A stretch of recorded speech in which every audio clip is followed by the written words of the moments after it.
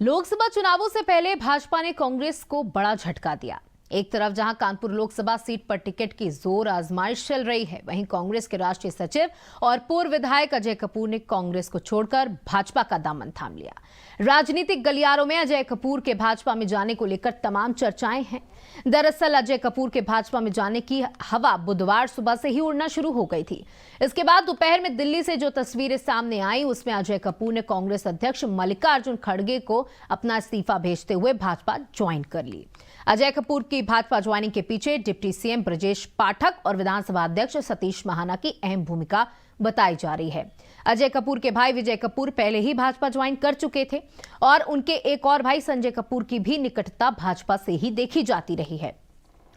तो कुल मिलाकर अब कानपुर लोकसभा सीट पर कांग्रेस की तरफ से टिकट के दावेदारों में जिन नामों की चर्चा चल रही थी, उसमें अजय कपूर का नाम अहम था। लेकिन जिस तरीके से अजय कपूर ने पाला बदला, उसके बाद इस बात के कयास तेज हो गए हैं कि कांग्रेस अब किसी न किसी ब्राह्मण चेहरे को टिकट दे सकती है। तो कुल मिलाकर के अजय कपूर अब बीजेपी के साथ हैं। एक लंबा वक्त कांग्रेस के साथ बिताया और उसके बाद जनता ने उन्हें उसी तरीके से सराहा भी।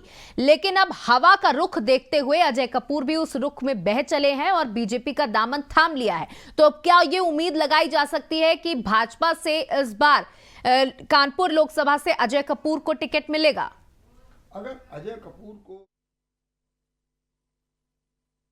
देखिए, कांग्रेस के पास वैसे भी अब कुछ रहा नहीं और राहुल गांधी जी का नेतृत्व तो पूरे देश ने नकार दिया है।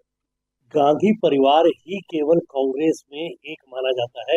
उनके जितने बड़े बड़े लीडर थे वो भी सब छोड़ गए, जितने छोटे छोटे लीडर हैं वो भी सब छोड़ जा रहे हैं और कोई भी व्यक्ति अब कांग्रेस को न जनता पसंद कर रही है न लोग पसंद कर रहे हैं, क्योंकि माननीय मोदी जी ने इस देश में दिखा दिया कि कैसे एक प्रधानमंत्री यदि दृढ़ इच्छा शक्ति के आधार पर मोदी जी के रूप में देश में समर्पित रहता है तो कैसे वो अपनी योजनाओं को गरीबों को समर्पित कर सकते हैं, कैसे देश का मान पूरे विश्व के पटल पर बढ़ा सकते हैं। और मोदी जी पर पूरे देश के लोगों की आस्था है। इसलिए आप देख लें, चाहे मध्य प्रदेश हो, चाहे राजस्थान हो, चाहे कहीं भी हो, हर जगह से कांग्रेसी टूट टूट करके स्वेच्छा से अपने आप मोदी जी के नेतृत्व को मानते हुए मोदी जी के नेतृत्व में काम करने के लिए स्वेच्छा से रहते हैं। देखिए, कांग्रेस का मुझे लगता है कि कांग्रेस अगर अपने बयानों पर किस प्रकार शब्दों का प्रयोग करना चाहिए, अगर इसका ध्यान देती तो आज कांग्रेस की ये दुर्दशा नहीं होती, आज राहुल गांधी जी की दुर्दशा नहीं होती। आज जिस प्रकार से कांग्रेस को लोग नकार रहे हैं, ऐसी स्थिति कांग्रेस के सामने नहीं होती, जिसने 70-75 साल 65 से 75 साल तक लोगों को, देश की जनता को बेवकूफ बनाने का काम किया। अब इनकी इस शब्दों पर जनता जाने वाली नहीं, क्योंकि मोदी जी और योगी जी पर उत्तर प्रदेश में भी और मोदी जी पर पूरे देश में मोदी जैसा नेतृत्व मुझे लगता है आजाद भारत के इतिहास में पहली बार लोगों को मिला है। और लोग सभी दल के, चाहे कोई भी दल का व्यक्ति हो, सब भाजपा के नेतृत्व में आने के लिए तैयार बैठे हुए हैं। अभी बहुत सारी लंबी श्रृंखला आपको देखने को मिलेगी, चाहे जिस दल का हो, वो मोदी जी के नेतृत्व में काम करने के लिए अपने को गौरवान्वित अनुभव करना। ये संशय पहले से थे और इसकी जानकारी लगभग आज से 4 दिन पहले प्रदेश अध्यक्ष जी को मैंने दे दी थी। अब अजय कपूर जी को अपना नया घर मुबारक हो। और लगता है जो सीबीआई ईडी का डर है, कुछ सुनने में आया कि इससे पहले उनके घर पे एक बार छापा भी पड़ा था। उनके 2 भाई संजय कपूर और विजय कपूर पहले से ही भाजपा में दामन थाम लिया था। वो बेहद रूप से अपने आप को कमजोर महसूस कर रहे थे और शायद लोकसभा के टिकट के लिए भी इनको कोई आश्वासन नहीं मिला। ऊपर से पार्टी हाईकमान ने मना कर दिया, तो शायद वो पहले से ही भाजपा की राजनीति और सीबीआई ईडी के दबाव में उन्होंने जाके भारतीय जनता पार्टी को ज्वाइन कर लिया। क्या इसका एक कारण ये भी हो सकता है कि जो सपा और कांग्रेस का जो गठजोड़ चल रहा है, उस वजह से उनको टिकट न मिलने का कारण हो सकता है उनको टिकट हाईकमान शायद ना समझ रहा हो इस लायक इस पोजीशन पे, और इन पे संशय के सवाल पहले से उठे हुए थे। पार्टी हाईकमान का नजर रखी हुई थी और क्योंकि जिस दिन जन्मदिन हुआ था अजय कपूर जी का, उस दिन भारत जोड़ो यात्रा भी थी। लेकिन माननीय अजय कपूर जी यात्रा में तो शामिल हुए थे, लेकिन बहुत बड़ी ताकत के साथ लोग वहाँ जन्मदिन मना रहे, तो लोग ऐसे सवाल उठा रहे थे मेरे सामने। फिर भी अजय कपूर जी की भाई की मर्जी, अपना उनके ऊपर दबाव बढ़ा है पार्टी का, ईडी सीबीआई का, बैंक में देना बैंक इनके कोई भाई डायरेक्टर वगैरह थे, शायद दबाव की वजह से उन्होंने भारतीय जनता पार्टी को ज्वाइन करना।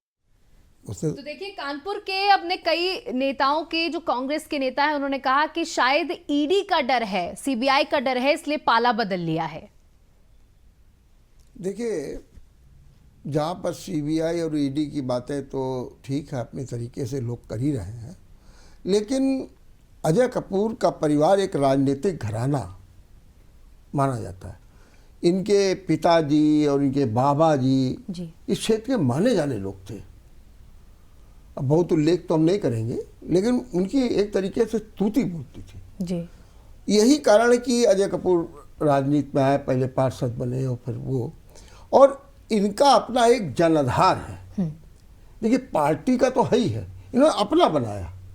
आपको मालूम होगा कि रक्षाबंधन में जी सैकड़ों महिलाएं राखी बांधने राखी पहुंचती पहुंच जाती।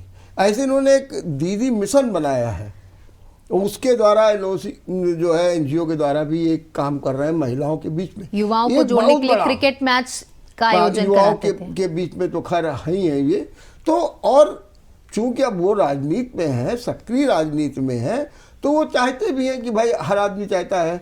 तो अजय कपूर की कई बार ये चर्चा हुई कि वो बीजेपी में जा रहे हैं।